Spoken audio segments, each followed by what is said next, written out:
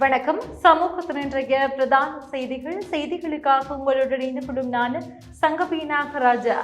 விரிவான செய்திகளுக்கு செல்லும் முன்னதாக முதலில் தலைப்புச் செய்திகள். 17ஆம் தேதி பல நல்ல செய்திகள் வரும். அனுர அரசின் அதிரடி அறிவிப்பு. பட்டதாரி வயிற்றில் அடிக்காதே, கொளுத்தும் வெயிலுக்கு மத்தியில் அம்பாறை மாவட்ட வேலையற்ற பட்டதாரிகள் போராட்டம். பலத்த பாதுகாப்புடன் யாழிற்கு வந்த பிரதமர் ஹரணி பல்வேறு இடங்களுக்கு விஜயம். இளைஞர் சேவைகள் மன்றத்தினால் கிளீன் ஸ்ரீலங்கா வேலை திட்டம் முன்னெடுப்பு. அதிகரித்து வரும் சுவாச ரீதியிலான பிரச்சனைகள், வைத்தியர்கள் எச்சரிக்கை. ஒரு கைப்பிடிக்கு ஒரு விவசாய நிலம், தேசிய வேலை திட்டம் இன்று ஆரம்பம். காட்டுத்தீ பாதி எரிந்த நிலையில் சடலம் ஒன்று கண்டுபிடிப்பு. பாறைகள் உருண்டு விழும் அபாயம், சாரதிகளுக்கு விடுக்கப்பட்டுள்ள எச்சரிக்கை. அரச காணிகளுக்கு இலவச பத்திரம் வழங்கும் முறை தற்காலிகமாக நிறுத்தம். எதிர்வரும் 2 வாரங்களுக்கு நீடிக்கும் வறட்சியான காலநிலை. மக்களுக்கு வந்த அவசர அறிவிப்பு. எமது பார்வையாளர்களில் பலர் எமது வேண்டுகோளுக்கு இணங்க எமது சேனலை சப்ஸ்கிரைப் செய்துள்ளீர்கள். இதன் மூலம் நாம் 3 லட்சத்திற்கும் அதிகமான பார்வையாளர்களை பெற்றுள்ளோம். சப்ஸ்கிரைப் செய்து நீங்கள் வழங்கும் மாபெரும் ஆதரவிற்கு எமது மனமார்ந்த நன்றிகள். இதே போன்று இன்னும் சில பார்வையாளர்கள் எமது சேனலை சப்ஸ்கிரைப் செய்யாமலே பார்வையிட்டு வருகிறீர்கள். எனவே எம்மை ஊக்குவிக்கும் வகையிலும் குறிப்பாக எமது செய்திகளை தடையின்றி உடனுக்குடன் பெற்றுக் கொள்ளவும் சமூகம் நியூஸ் சேனலை சப்ஸ்கிரைப் செய்யுங்கள். அத்துடன் அருகில் உள்ள பெல் பட்டனையும் அழுத்துங்கள். தமிழால் இணைவும் இனி தொடர்பான விரிவான செய்திகள்.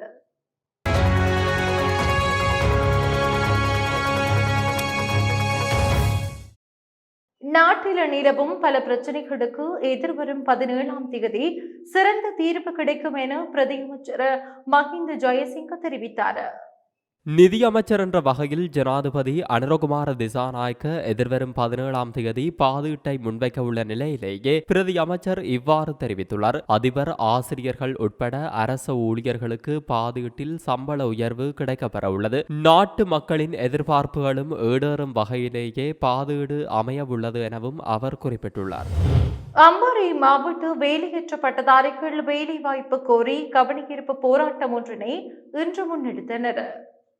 இக்கவனஈர்ப்பு போராட்டமானது அம்பாறை மாவட்ட வேலையற்ற பட்டதாரிகள் சங்க உப தலைவர் சதாசிவம் ஜாதுராஜ் தலைமையில் அம்பாறை மாவட்டம் காரைதீவு சந்திக்கு அருகாமையில் இடம்பெற்றது. இதன்போது பல்வேறு சுலோகங்களை ஏந்தி கொளுத்தும் வெயிலுக்கு மத்தியில் பட்டதாரிகள் கவனஈர்ப்பு போராட்டத்தை முன்னெடுத்தனர். குறிப்பாக இதுவரை வேலைவாய்ப்பு தொடர்பில் எந்தவொரு தகவலும் கிடைக்கவில்லை எனவும், வெளிப்படையாக பட்டதாரிகளின் நிலைமை குறித்து தகவல்களை வெளியிட நடவடிக்கை மேற்கொள்ளப்பட வேண்டும் எனவும் கவனஈர்ப்பு போராட்டத்தை மேற்கொண்டவர்கள் தெரிவித்தனர். குறித்த போராட்டத்திற்கு ஆதரவாக ஏனைய வேலையற்ற பட்டதாரிகள் தமது தொழில் உரிமையினை வலியுறுத்தும் வகையிலான பல்வேறு கோஷங்களை எழுப்பி உரிய தரப்பினர் தீர்வினை பெற்றுத்தருமாறு கோரிக்கை விடுத்தனர். இதேவேளை குறித்த போராட்டத்திற்கு காரைதீவு போலீஸ் நிலைய பொறுப்பதிகாரி RS ஜெகத் வருகை தந்து பார்வையிட்டதுடன் போலீசார் பாதுகாப்பு நடவடிக்கையில் ஈடுபட்டிருந்தமை குறிப்பிடத்தக்கது.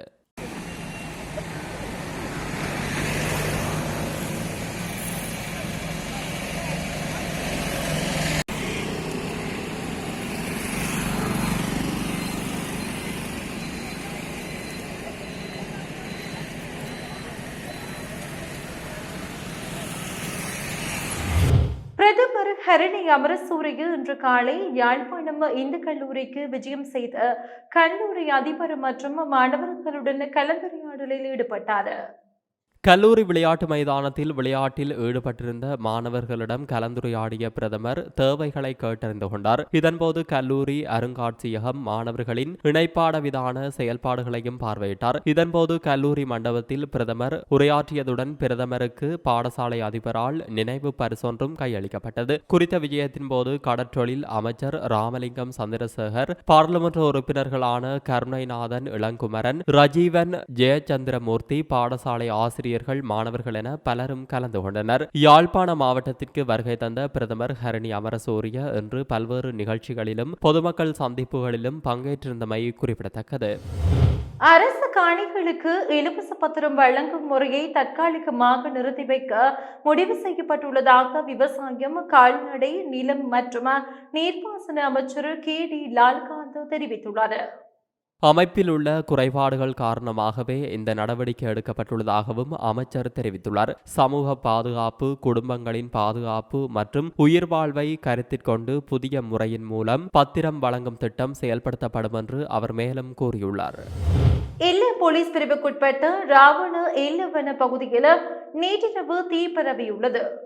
இதன் காரணமாக வனப்பகுதியில் உள்ள அதிகளவான நிலப்பரப்பு தீயில் எரிந்து நாசமாகியுள்ளது. பலத்த காற்று மற்றும் வறண்ட வானிலை காரணமாக தீப்பரவலை கட்டுப்படுத்துவதற்கு கடினமாக இருந்ததாக பதுளை மாவட்ட அனர்த்த முகாமைத்துவ உதவி பணிப்பாளர் EML உதயகுமார தெரிவித்துள்ளார். குறித்த வனப்பகுதி தனிநபர் ஒருவர் அல்லது குழு ஒன்றினால் தீ வைக்கப்பட்டிருக்கலாம் என சந்தேகிக்கின்றனர்.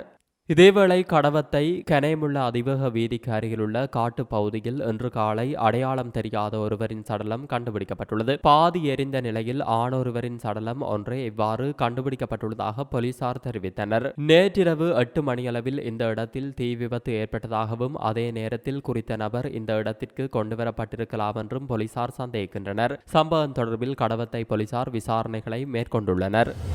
ராவண எல்லை சரணாலயத்தின் ரொக்கு மலைத்தொடரில் ஏற்பட்ட தீ தற்போது கட்டுக்குள் கொண்டுவரப்பட்டுள்ளதாக பதுளை மாவட்ட அனர்த்த முகாமைத்துவ மத்திய நிலையத்தின் உதவி பணிப்பாளர் ALM உதயகுமார தெரிவித்தார். நேற்று முன்தினம் மாலை 4 மணியளவில் ஏற்பட்ட தீ விபத்தால் எல்ல ரொக் மலைத்தொடரில் உள்ள பாறைகள் வெப்பமடைந்து வெடிக்கும் அபாயம் காணப்பட்டது. மலைத்தொடரில் உள்ள பாறைகள் தற்போது வெளிப்பட்டுள்ளதால் பாறைகள் உருண்டு விழும் அபாயம் உள்ளதாக உதயகுமார மேலும் தெரிவித்துள்ளார். இதன் காரணமாக எல்ல வெள்ளவாய வீதியில் பயணிக்கும் சாரதிகள் மிகுந்த எச்சரிக்கையுடன் வாகனங்களை செலுத்துமாறு அறிவுறுத்தப்பட்டுள்ளனர். தற்போது சுவாச ரீதியிலான பிரச்சனைகள் அதிகரித்து வருவதாக விசேட வைத்தியர் நிரஞ்சன் திசாநாயக்க தெரிவித்துள்ளார். ஊடகம் ஒன்றிற்கு வழங்கிய செவ்வியில் இவ்வாறு தெரிவித்துள்ளார். இதன்போது மேலும் கருத்து தெரிவித்த அவர் சுவாச பிரச்சனைகள் குறித்து சிறுவர்கள், கர்ப்பிணி தாய்மார்கள் மற்றும் முதியவர்கள் மிகுந்த அவதானத்துடன் செயல்பட வேண்டும். முன்பலிகளுக்கு செல்லும் சிறுவர்களுக்கு இருமல், காய்ச்சல் உள்ளிட்ட நோய் அறிகுறிகள் காணப்பட்டால் அவர்களினூடாக அவர்களின் வீட்டில் உள்ள கர்ப்பிணி தாய்மார்களுக்கும் இந்த நிலை பரவக்கூடும். அத்துடன் வீடுகளில் இருக்கும் 65 வயதிற்கு மேற்பட்ட முதியோர் மிகுந்த அவதானத்துடன் செயல்பட வேண்டும். சிறுநீரக பாதிப்பு, நீண்டகால நோய்களுக்கு சிகிச்சை பெற்று வருபவர்கள் தற்போதைய காலநிலை தொடர்பில் அவதானமாக இருக்குமாறும் விசேட வைத்தியர் நிரஞ்சன் திசாநாயக்க வலியுறுத்தியுள்ளார். ஒரு கைப்பிடிக்கு ஒரு விவசாய நிலம் என்ற தேசிய திட்டம் இன்று ஆரம்பமாகிறது. பயிரிடப்படாத அனைத்து வயல்களையும் விவசாய நிலங்களையும் பயிரிடுவதை நோக்கமாக கொண்டு விவசாயிகளுக்கு அறிவுறுத்துவதற்காக இந்த திட்டம் நடைமுறைப்படுத்தப்படுகிறது என்று பொல்ககவில கொதல்லபில் உள்ள ஜெயசுந்தர ராம விகாரைக்கு முன்பாக இந்த திட்டம் ஆரம்பிக்கிறது. இந்த ஆரம்ப நிகழ்வு விவசாயம் மற்றும் கால்நடை துறை பிரதியமைச்சர் நாமல் கருணாரத்ன தலைமையில் நடைபெறுகிறது. இந்த திட்டம் நாடு முழுவதும் 566 கமநல சேவை பகுதிகளில் செயற்படுத்தப்படுவதாக தெரிவிக்கப்பட்டுள்ளது.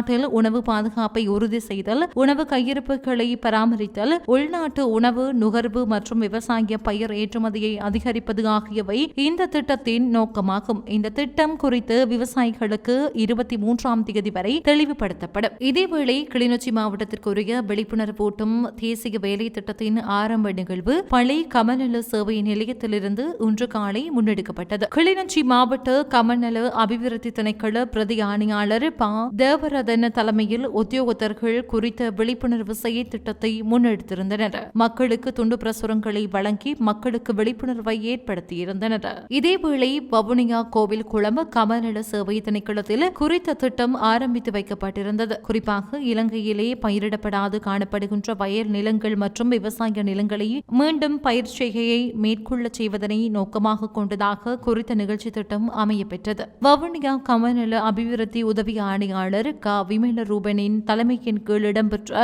குறித்த ஆரம்ப நிகழ்வினை வவுனியா மேலதிக அரசாங்க அதிபர் தி தெரேஸ்குமார் ஆரம்பித்து வைத்திருந்ததுடன் பண்டாரிக்குளம், பட்டாணிச்சூர் உட்பட பல பகுதிகளிலும் ஒலிபெருக்கி மூலமாக விழிப்புணர்வு நடவடிக்கை முன்னெடுக்கப்பட்டிருந்தது. அத்துடன் பயிரிடப்படாத வயல் நிலங்கள் மற்றும் விவசாய நிலங்களின் உரிமையாளருக்கு துண்டு பிரசுரங்களும் வழங்கப்பட்டிருந்தது. திருகோணமலை மாவட்ட உப்புவெளி கமநல சேவைகள் அபிவிருத்தி திணைக்களத்திற்கு உட்பட்ட முத்துநகர் பகுதியில் பிடிகளவு கம நிலத்துக்கு என்னும் திட்டத்தின் கீழ் இலங்கை முழுவதும் வினைத்திறன் மிக்க விவசாய நடவடிக்கைகளை மேற்கொள்ளும் நோக்குடன் அரசாங்கத்தின் தேசிய வேலை திட்டத்தின் ஒரு பகுதியாக இன்று முத்துநகர் பகுதியில் ஆரம்பித்து வைக்கப்பட்டது. குறித்த நிகழ்வின் போது உரையாற்றிய உப்புவெளி கமநல சேவைகள் அபிவிருத்தி உத்தியோகத்தர் வெற்றுக்காணிகளாக காணப்படும் விவசாய மற்றும் மேட்டு நிலக்காணிகள் கட்டாயமாக விவசாய செய்கைகளுக்காக பயன்படுத்தப்பட வேண்டும். இல்லாத பட்சத்தில் பயிரிடப்படாத சந்தர்ப்பங்களில் சட்ட ரீதியாக அரசுடைமையாக்கம் செய்யப்படலாம். எந்த ஒரு ஏனைய நிறுவன நிறுவனங்களின் பிரச்சினைகள் காணி தொடர்பில் காணப்படுமாயின் எமது அலுவலகர்களை சந்தித்து தீர்வை பெறலாம். இவ்வாறான திட்டம் ஊடாக அரசாங்கத்தின் தேசிய உணவு உற்பத்தி துறையில் ஒரு பங்குதாரர்களாக மாறுங்கள். தொடர்ந்தும் உங்களது விவசாய செய்கை மீட்டு நில பயிர் செய்கைகளை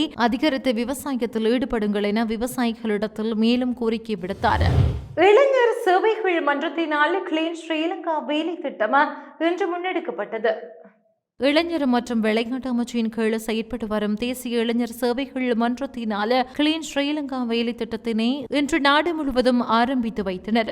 அந்த வகையில் கிளிநொச்சி மாவட்டத்தின் ஏனியன் வீதியில் நீதிமன்ற கட்டடம் தொடக்கம் கரடிப்போக்கு சந்தி வரை வீதியில் அமைக்கப்பட்டுள்ள பூச்சாடிகளை மீள் புனருத்தானம் செய்வதற்கான பணிகள் இன்று ஆரம்பிக்கப்பட்டன. குறித்த பணியில் இளைஞர் யுவதிகள் பங்கு கொண்டனர்.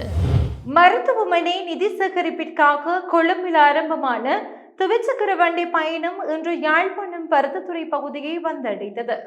செயின்ட் லூக்கஸ் மெதடிஸ் மருத்துவமனைக்கு நிதி சேகரிப்பதற்காக 4 நாட்களுக்கு முன்னர் கொழும்பில் ஆரம்பமான துவிச்சக்கர வண்டி பயணம் இன்று பருத்தித்துறை வியாபாரி மூளை பகுதியை வந்தடைந்தது. அதனுடன் இணைந்ததாக நெல்லியடி வல்லை ஊடாக புத்தூர் செயின்ட் லூக்கஸ் மெதடிஸ்த மருத்துவமனை வரை சென்றது. குறித்த பயணத்தில் புலம்பெயர்ந்த மற்றும் உள்ளூர் ஆர்வலர்கள் 70 பேர் ஈடுபட்டமை குறிப்பிடத்தக்கது. வடமராட்சி கிழக்கு வத்தராயன் பகுதியில் பொருளாதார அபிவிருத்தி மைய கட்டிடம் நேற்று திறந்து வைக்கப்பட்டுள்ளது. பொருளாதார நெருக்கடியால் பூர்த்தியடையாமல் காணப்பட்ட வத்தராயன் பொருளாதார அபிவிருத்தி மைய கட்டிடம் நேற்று மக்கள் பாவனைக்காக திறந்து வைக்கப்பட்டது. வத்தராயன் கிராம அபிவிருத்தி சங்க தலைவர் செல்வன் தலைமையில் ஆரம்பமான நிகழ்வில் வடமராட்சிகளுக்கு பிரதேச செயலுக்கு உதவி பிரதேச செயலாளர் கலந்து கொண்டு மண்டபத்தை நாடாவட்டி திறந்து வைத்தார். தற்போது வறட்சியான காலநிலை எதிர்வரும் 2 வாரங்களுக்கு நீடிக்கும் என வளிமண்டலவியல் திணைக்கள அதிகாரி ஒருவர் தெரிவித்துள்ளார். மார்ச் மற்றும் ஏப்ரல் மாதங்களில் கடந்த வருடத்தை விடவும் இந்த வருடம் வெப்பநிலை அதிகமாக இருக்கும் என எதிர்பார்க்கப்படுகிறது. புவி வெப்பமடைதலின் அதிகரிப்பே இதற்கு காரணம் என தெரிவிக்கப்படுகிறது. காலநிலை மாற்றத்தின் விளைவால் ஒவ்வொரு ஆண்டும் மார்ச் முதல் ஏப்ரல் வரை வெப்பநிலை உயர்வடைவதாக குறித்த அதிகாரி தெரிவித்துள்ளார். மேலும் இந்த காலப்பகுதியில் நாட்டின் சராசரி மழை பொழிவு குறைவாக இருக்கும் எனவும் எதிர்பார்க்கப்படுகிறது. எவ்வாறாயினும் காலநிலை மாற்றம் தொடர்பான அதிகாரப்பூர்வ அறிக்கை இன்னும் வெளியிடப்படவில்லை. இத்துடன் சமூகத்தின் இன்றைய பிரதான செய்திகள் நிறைவு பெறுகிறது. தொடர்ந்தும் சமூகத்தோடு இணைந்திருங்கள். நன்றி. இது போன்ற செய்திகளை தெரிந்து கொள்ள சமூகம் நியூஸ் சேனலை சப்ஸ்கிரைப் செய்து அருகில் உள்ள பெல் பட்டனை கிளிக் செய்யுங்கள். மேலும் இது போன்ற செய்திகளை உடனுக்குடன் தெரிந்து கொள்ள சமூகமீடியா.com என்ற இணையதளத்தின் வாயிலாகவும் எங்களுடன் இணைந்திருங்கள்.